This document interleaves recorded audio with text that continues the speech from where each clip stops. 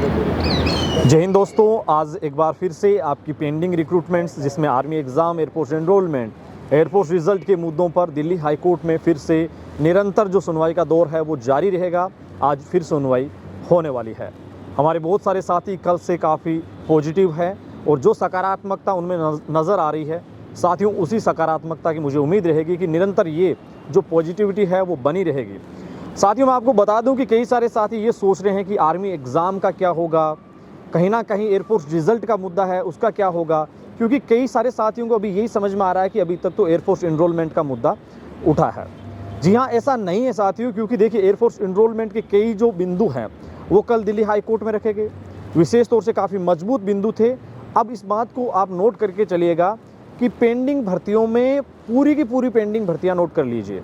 आप केवल air force enrolment को मत जोड़िए कि दिल्ली हाई कोर्ट में किस तरीके से इसको सुना गया है। मैं आपको विशेष तौर से बता दूं कि आर्मी एग्ज़ाम को लेकर भी कल दिल्ली हाई कोर्ट में बहुत ही महत्वपूर्ण बिंदुओं को सामने रखा गया था और वहां से पॉजिटिव चीज़ें सामने निकल के आ रही है। एयरफोर्स रिजल्ट के ऊपर भी बोला गया था।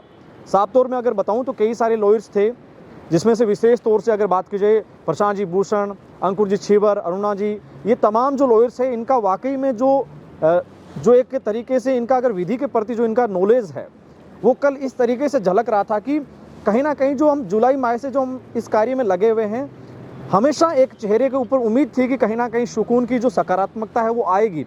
लेकिन कल इनका जो नॉलेज है, जो इन्होंने कोर्ट में जो चीज़ें सामने रखी, उसके साथ ही पूरे देश के उन परिवारों के चेहरे पर एक मुस्कुराहट सामने आई है। तो साथियों सबसे पहले आप इस बात को पॉजिटिव लेके चलें कि सभी जो पेंडिंग रिक्रूटमेंट है इसमें एयरफोर्स रिजल्ट भी शामिल है, आर्मी एग्ज़ाम भी शामिल है, एयरफोर्स एनरोलमेंट भी शामिल है। यहाँ मैं आपको ये भी बता दूं कि हमने हर एक लड़ाई को बेहद अच्छे तरीके से लड़ा है। बहुत सारे साथी थे जिन्होंने इस सफ़र को शुरुआत में हमारा साथ दिया, लेकिन धीरे धीरे निकलते गए।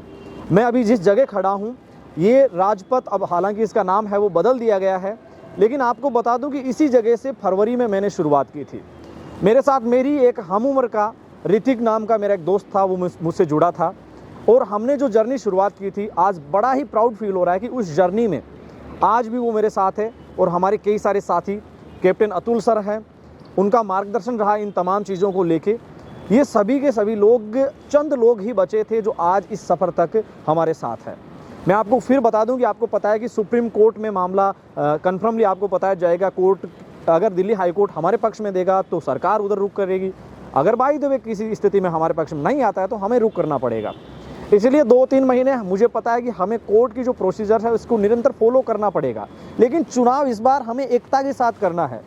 कौन किस तरीके से अभी तक आपके किन मुद्दों को लेकर आपके साथ रहा है, उन मेमनों से दूर रहना है आपको, जो सिर्फ आपके लिए दिखावा किया, जिन्होंने हर एक पॉइंट्स पे, चाहे किसी भी प्रकार का युवाओं के लिए आंदोलन रहा, उन आंदोलन को विफल करवाने की कोशिश की। मैं साथियों हमेशा एक बात कहता हूं कि विफलता कुछ नहीं होती, आप किसी भी लेवल पर प्रयास करो, वो प्रयास सबसे ज़्यादा महत्वपूर्ण मायने रखता है।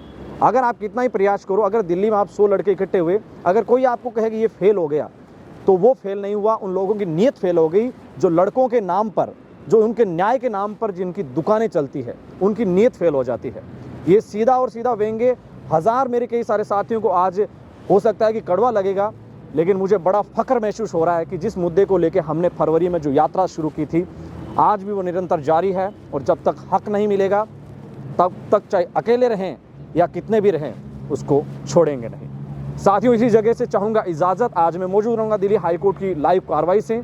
ताज़ा अपडेट जो भी रहेगी आपको अवगत करवा देंगे। फिलहाल के लिए दीजिए इजाज़त अपने मेज़बान धनेश को। मिलेंगे फिर ताज़ा अपडेट के साथ, तब तक के लिए जय हिंद, जय भारत, शुक्रिया।